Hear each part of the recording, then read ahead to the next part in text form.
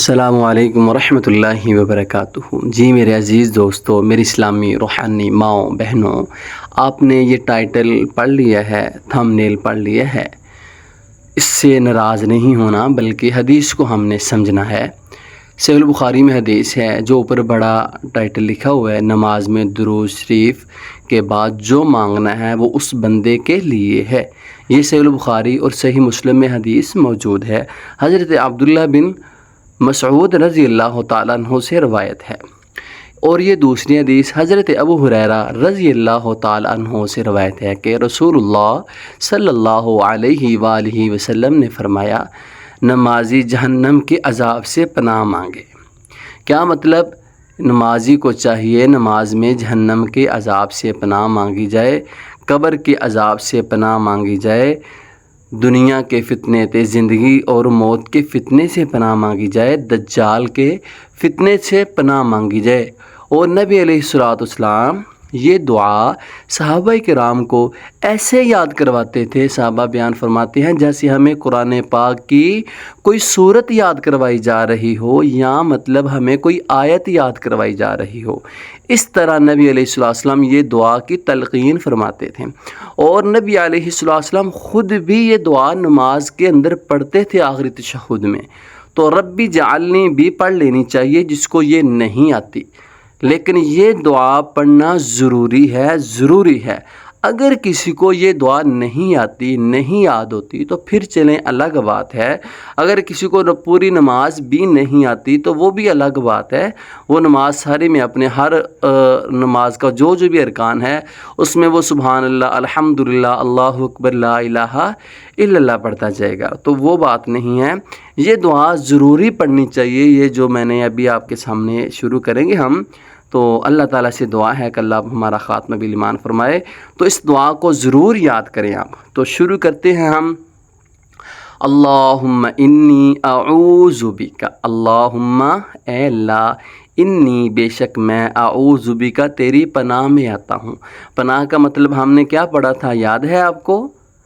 اے اللہ میں تیری حفاظت میں آتا ہوں۔ اللہم انی، اے اللہ بے شک میں تیری حفاظت میں آتا ہوں، اے اللہ بے شک میں تیری پناہ میں آتا ہوں۔ اللہم انی اعوذ بک، اللہم انی اعوذ بک، اے اللہ میں تیری حفاظت میں آتا ہوں، کس چیز سے؟ من عذاب جہنم۔ سبحان اللہ، کیسا ترجمہ ہے دیکھیں۔ اگر ہم قبر سے پناہ ہی نہیں مانگیں گے، جہنم کے عذاب سے پناہ ہی نہیں مانگیں گے، تو ہماری نماز کا کیا فائدہ؟ اللہم انی اعوذ بک، اے اللہ میں حفاظت میں آتا ہوں، من عذاب جہنم، جہنم کے عذاب سے، ومن عذاب القبر، اور قبر کے عذاب سے، ومن عذاب القبر، اور قبر کے عذاب سے، ومن فتنۃ المحیا والممات۔ واو کا مطلب اور، من کا مطلب سے، فتنہ کا مطلب آزمائش، فتنہ، محیا کا مطلب زندگی، ممات کا مطلب موت۔ تو ہم ترجمہ ایسے کریں گے، وَمِن فِتْنَةِ الْمَحْيَا وَالْمَمَاتِ، اور زندگی اور موت کے فتنے سے، اور زندگی اور موت کے فتنے سے۔ یہ لفظی ترجمہ ہو چکا ہے۔ آپ ایسے بھی بول سکتے ہیں، زندگی اور موت کے فتنے سے، زندگی اور موت کے فتنے سے۔ تو لفظی ترجمہ، اور زندگی اور موت کے فتنے سے۔ تو بات یہ ہے کہ ہمیں یہ یاد ہونا چاہیے۔ اس کے اب آگے بھی کچھ الفاظ ہیں، وہ ہم انشاءاللہ آگے والے سبق میں پڑھیں گے، تو اس کے لیے اتنا ہی کافی ہے۔ تو ایک بار ہم پھر دہرائیں گے تاکہ دوبارہ پھر ہمیں سمجھ آ جائے۔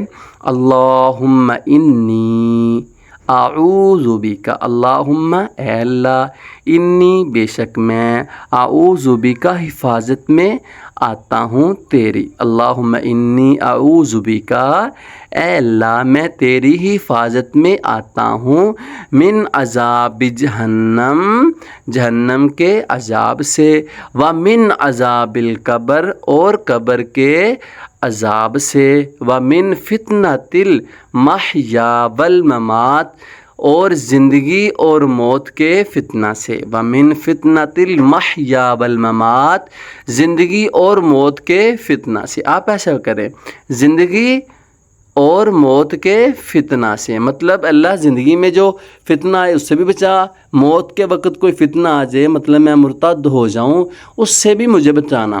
زندہ رہتے ہوئے اے اللہ میں کسی فتنے میں مبتلا ہو جاؤں، مجھے اس سے بھی بچانا۔ تو اگلا سبق ہم انہی الفاظ کا آگے پڑھیں گے انشاءاللہ۔ کل اللہ تعالی ہماری زندگی رکھے تو کل انشاءاللہ باقی الفاظ بھی ہم پڑھیں گے۔ یہ تھوڑا تھوڑا پڑھنے کا مطلب یہ ہے کہ آپ کو اچھی طرح یاد ہو جائے۔ السلام علیکم ورحمۃ اللہ وبرکاتہ۔